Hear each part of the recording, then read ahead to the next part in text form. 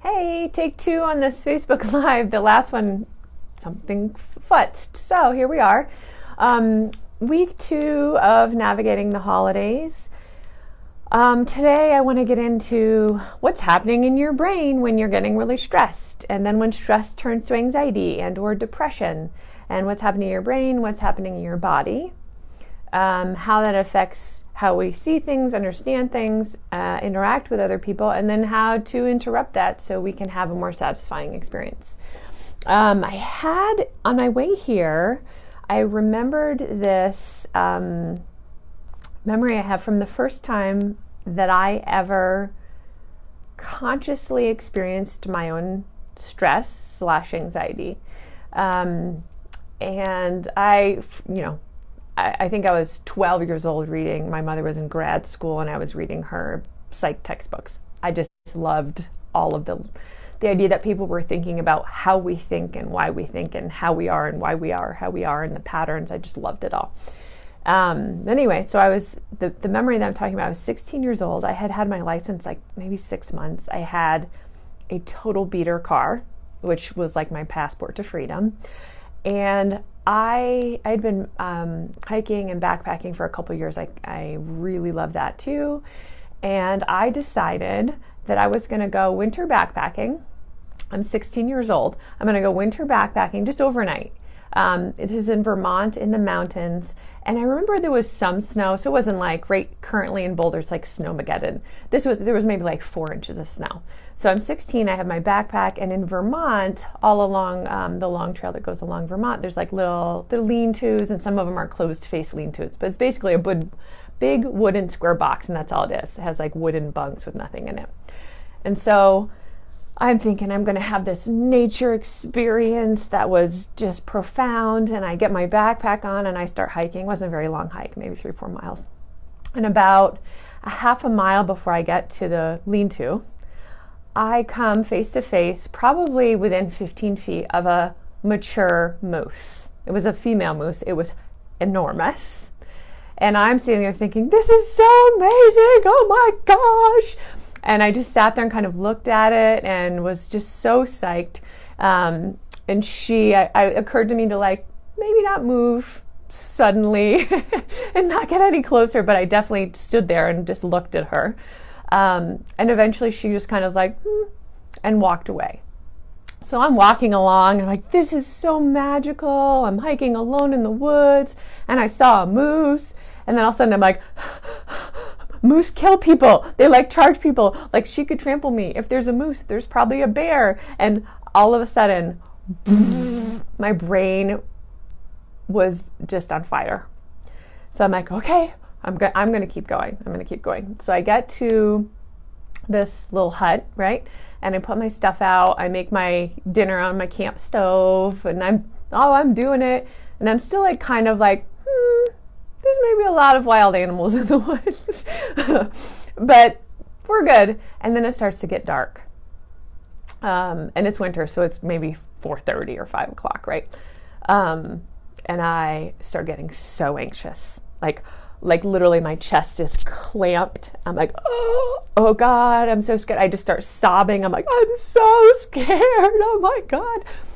And I made this decision. There was a kind of a friend of mine at that point in my life, and they told me that they were having panic attacks. And when they faced them, they were a lot easier. And I was like, that's really interesting. So what I decided to do was stay. I stayed all night, terrified. Like that, anyone who's ever, I think everyone has had this, right? Anyone who's ever had any real anxiety, that like, I can feel like you're choking in your throat, your chest is heavy and tight, feels like you can't quite get a good breath, you can't really focus very well, right? And it's like almost tunnel vision comes in. And it's sort of like you just get smaller and the world gets bigger. It's a pretty scary place, right? And so I cried for a while, and then I was like, I'm going to ride it.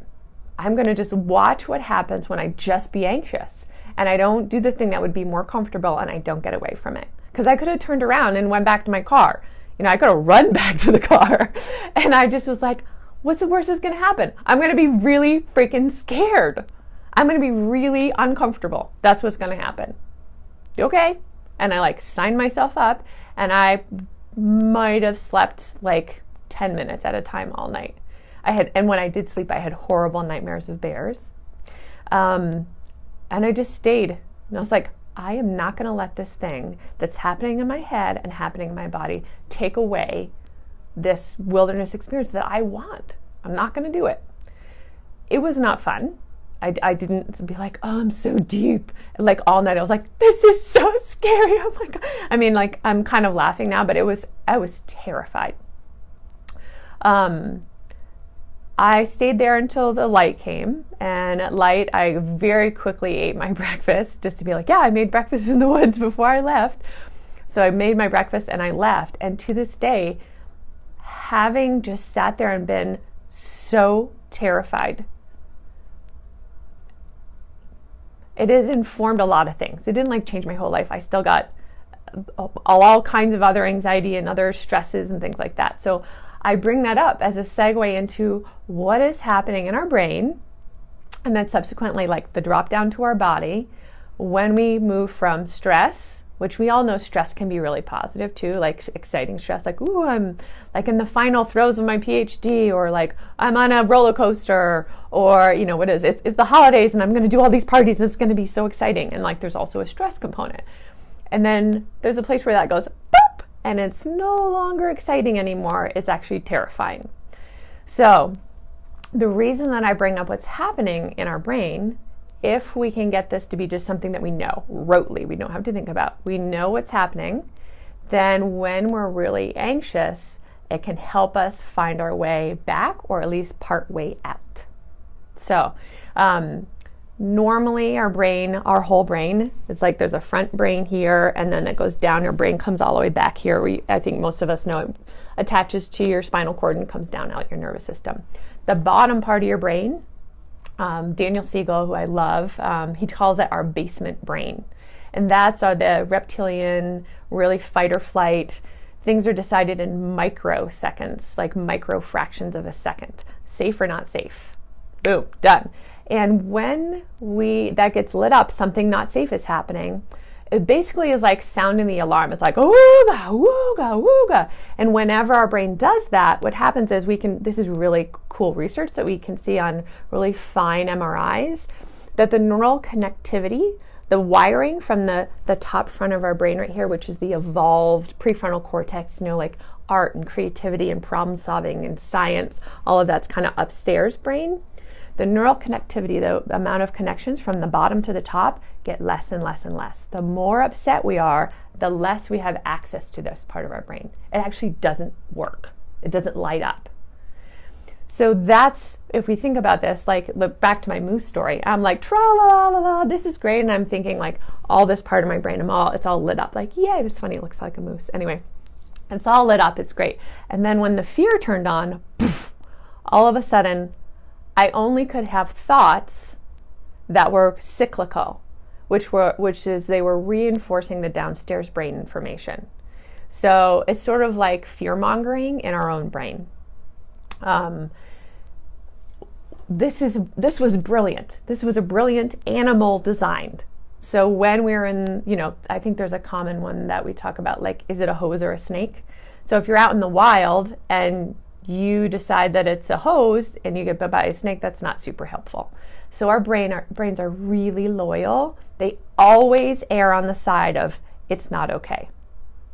And some of us, we all know who we are, err much more quickly and much more commonly on the side of it's not okay. So I talk about that part of our brain as being so loyal to us.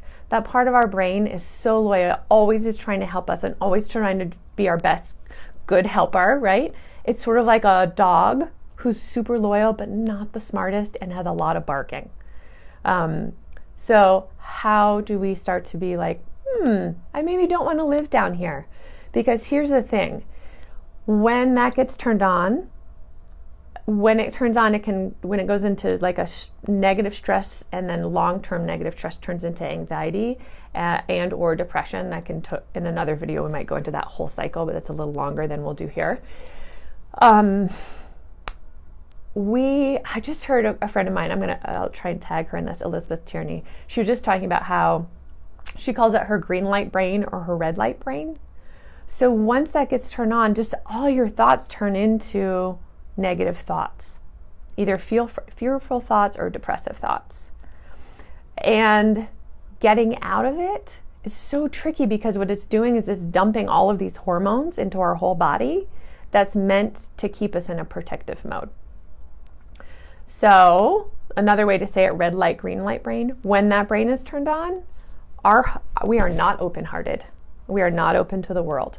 We can't be. You're not going to be open-hearted when a lion's coming after you or a snake's coming after you, because that's the level of threat that our brain has decided is happening. It might be that the line is going too slow at King Soopers, and you're trying to get your groceries, and your brain has now decided we're in the jungle and there's a tiger getting us, right? That part of our brain, like I said, isn't super smart. So here's what we want to do. I'm hoping, it's relative to the holidays especially, we want to try and have an open heart. So where we can make contact with the people we love and have experiences that feel meaningful and connected, then we'll be available to do that, because our downstairs brain won't have hijacked us. When the downstairs brain turns on, our heart closes up, we contract, and we tend to only notice what's wrong or what's not okay. It's just what happens. So first thing we have to do is notice this is happening. So a lot of times we're like, I'm fine, I'm okay. It's like, yeah, are you fine? Because I'm pretty sure that all you're thinking about is how everything is wrong, your life is doomed, or everyone here in this room is just horrible. If you're having thoughts that are really, really negative, bam, bam, bam, bam, and you can just notice like, this is not fun, this is not great. And then you're like, wait, like I'm saying my grandma's a jerk, and like she's definitely not a jerk. So if you catch it, if you can tell that you're in that space, that's the only way to interrupt it, right? I will say, if we don't interrupt it while it's happening, often the first step to changing our experience of anything, anxiety, relationships, depression, substance use, any of those things, is noticing after too. So that counts, definitely count that. So if you are fritzing all through your grocery shopping, like, oh my God, and then you get home and you're like, oh, I think I was kind of panicky at the grocery store. What you can do is go back and notice, wait, what did it feel like? What was I doing? You can kind of replay the movie of the grocery store in your head, because what we want to do is get it very clear in here. Anything that you want access to, any information that you want access to when you're anxious, has to be very like fact chunks. Bam, bam, bam, bam. We're not doing subtle thinking or critiquing. So when you start to lose your head, right, and you go into your basement, if you are like, oh God, I'm stressed right now, the only information you're going to be able to pull out at first has to be very simple and very black and white. So that's why some of the things I'm going to go over right now might sound pretty remedial, but it's because we get really dumb when we're anxious. We just do, because our brain has decided all the blood, all the neurons, everything needs to stay in fight or flight and in our body so we can freeze or fight or run or whatever we're going to do. So we don't get to use our brain. So it has to be very simple. Okay? So you're stressed. You notice that you're stressed. You're like, I'm at a Christmas party and I think everyone is evil. Maybe I want to like shift something here. There are 3 things that we can do. So one of the things we know is when this brain gets turned on, our breathing changes, our heart rate changes, the way we see, our visual field gets smaller. So you can start to see if you notice these things, like, does it feel really clear and open right now, or does it feel kind of like this? Do I feel like my heart's a little racy? Or do I feel like I'm taking deep breaths or really shallow breaths? So first of all, our body.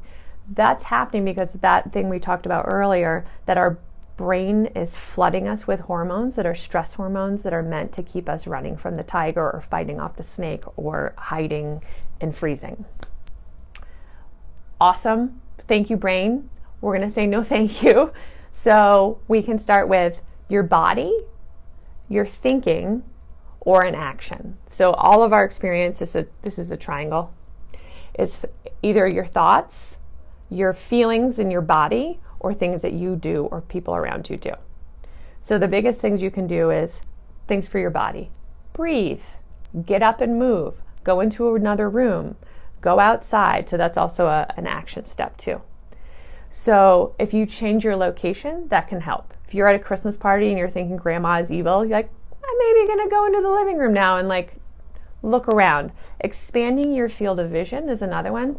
So start looking around the room and make, like, literally turn your head and make your eyes go as far as you can to either side. And what you want to do is say, I don't see any threat in here. It's literally that. You need to be very clear. If those aren't your words, it shouldn't be more than 3 words. Your brain has told you that there's a threat. And so what we want to do is update that information. It's fake news. So we're going to do some fact checking. So my body's telling me something's wrong. So my breath and my heart and my whole body is contracting, saying something's wrong. So I'm going to check out, is something wrong? I'm going to change rooms. If you can't change rooms, you can do this in the same room, but changing rooms or going outside is super helpful. And then I'm going to start to check, look around. Okay? Start breathing, saying my body's breathing shallow, my heart's going fast. I'm going to actually manually override my breath right now.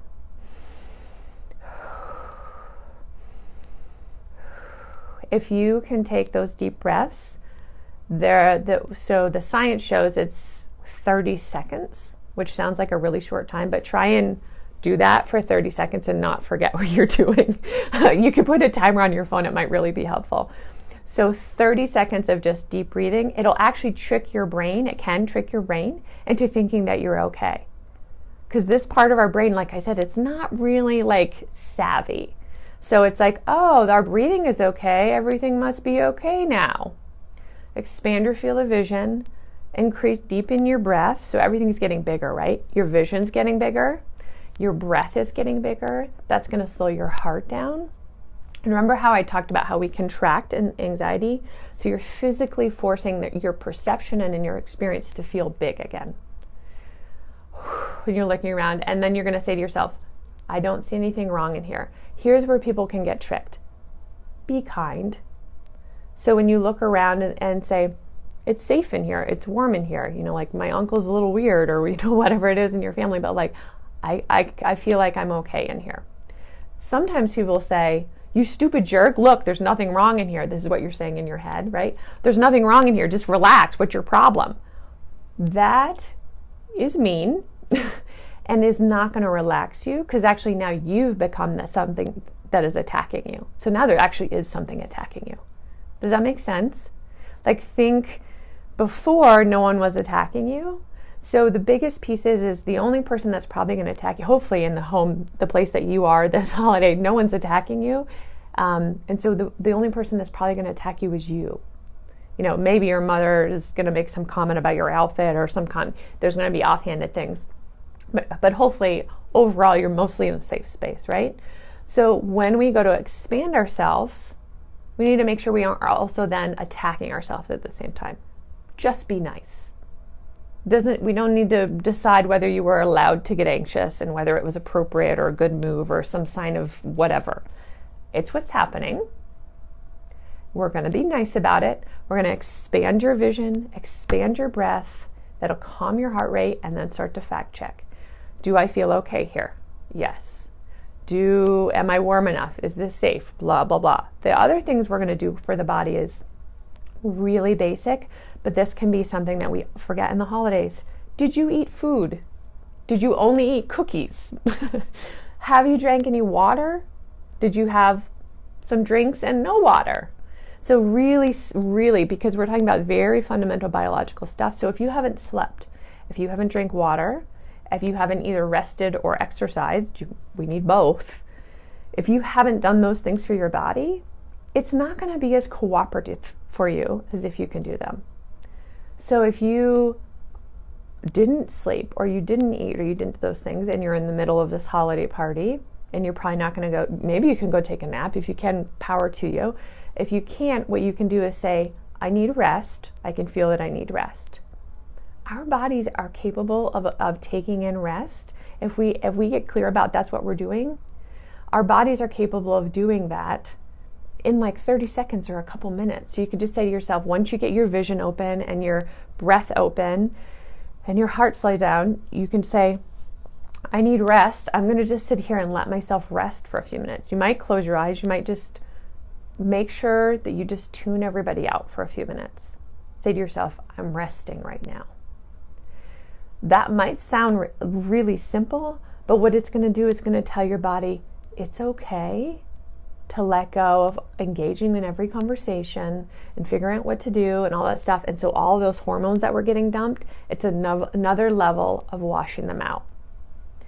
Within 5 minutes of this expanded awareness that we're doing, with your eyes too, we can start to see the chemicals that get released start to go way down. Actually, they stop being released, and the neural connectivity starts to get more, and our brain starts to be able to work. A little word to the wise, this also works when you're fighting with your partner or your father or whoever. That can be a whole nother video, but it's the same part of our brain is getting turned on when you hear yourself saying things that are like, these are cuckoo words. I don't know where these words are coming from. That's probably because it's the basement in your brain. And all of this stuff will help. Remove yourself from the situation, change locations, expand your breathing, expand your eyes, and then start to be calm with yourself and be nice. Okay, so we have how to interrupt all the fake news and the fact checking. One of the pieces, I'm trying to think which way we want to go next. Okay, if you can do this, then there's a wonderful thing that can happen. When you're open-hearted, when you're expansive like this, you're open-minded. Everyone wants to think they're open-minded. Everyone's open-minded. We all think we're open-minded, right? We're open-minded and we're open-hearted. And so the things where we don't agree with our family, or the things that have always just rubbed us a little not quite right, or the things that, whatever it is that makes it hard so you don't enjoy what you could be enjoying, you're going to have so much more tolerance for those things. Because the reality is, I will tell you, nobody has a family that looks like the Hallmark card. If it looks like that, when you go in, there is something underneath. That's just the gig. I don't think it's because we are crummy humans. I think it's woven in the fabric. So the heartache and the confusion and all of that stuff that we have to tangle in, it forces us to either open our hearts and engage in the world or shut down. And so I would love to invite you to open your heart. It can be such a lovely way. So anyway, you're open-hearted and you can be gracious toward grandma even if you have to repeat what you say 8 times.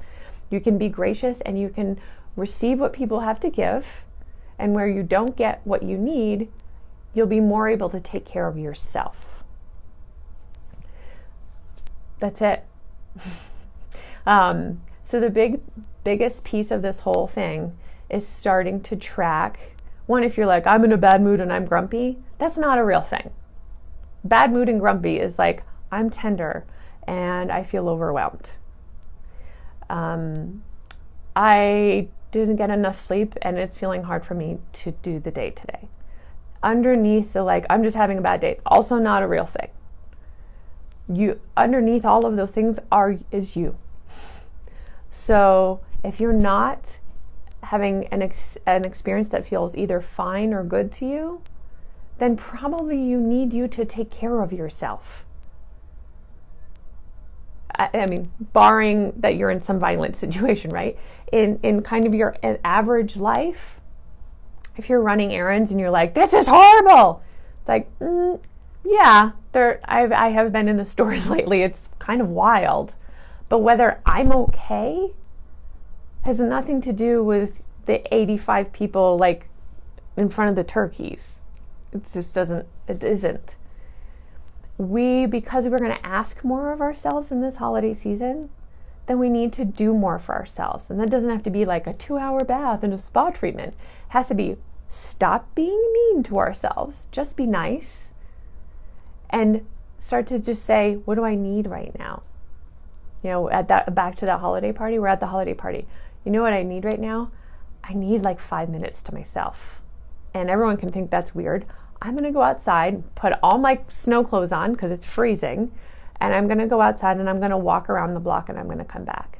I'm going to make sure to do, when I go on my walk, to breathe and make my lungs feel big, make my field of vision feel big. Outside is a great place for your field of vision to expand. You can feel it. It's super cool. And then you go back. So all you have to do to yourself is say, what do I need right now? This sounds like a little condescending almost, but see if you can notice when and how you do that. Most of us don't do that. Do we think I gotta, or like, okay, you know, we have this whole plan, but it's like, you know, I'm sitting in Trader Joe's and I'm like, I hate this right now. I don't want to do this. So, you know, like, I definitely am like, I think I'm thinking of a specific example from a couple weeks ago. In Trader Joe's, I have a cart full of food, and I'm like, well, I want to make sure, because I only go to Trader Joe's sometimes, I want to make sure I get all the things.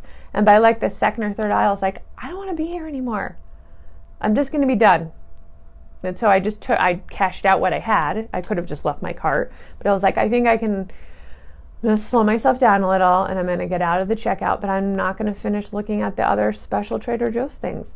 That's not worth it. This is my life, and you have this many life units a day. It's like, I don't know if anyone plays video games. I don't, but my husband does. Where you have like, this is your life bar or your phone battery, right? You have a battery. It has this much in it. You're not getting more. This is your day. If you would like to use it, hating Trader Joe's, then that is absolutely your choice. If you don't like your choice, see if you can make a different choice. Even little ones. I know that we can't always just be like, I'm going to Bora Bora. But we actually don't need to go to Bora Bora. We need to talk to ourselves nicely, give ourselves some breath and some space, and eat food and sleep, and then move our bodies and rest it. That's like really what we need. And the last thing we need is to connect to the people that we care about. Any people. And if we do those other things, we're in such a better space to have that connection. Oh, I love this stuff. Well, I hope this is helpful for folks. Next week on Wednesday lunch, I'm going to go, I was thinking to do more of this connection stuff, but that might get fine-tuned. These videos kind of riff off what I've seen throughout the week, both in my practice and in my life and in Trader Joe's. So we'll see what that comes up with. Happy Thanksgiving. Tomorrow, while you're having all the people and all the food, it's a lot. And it's sort of a lot on purpose. It's kind of the point of the holiday. And so in some ways that's really beautiful, like to embrace the plentiful bounty that we have. That's really awesome. And it's also, you should get overwhelmed. That would be a reasonable response to everything being a lot.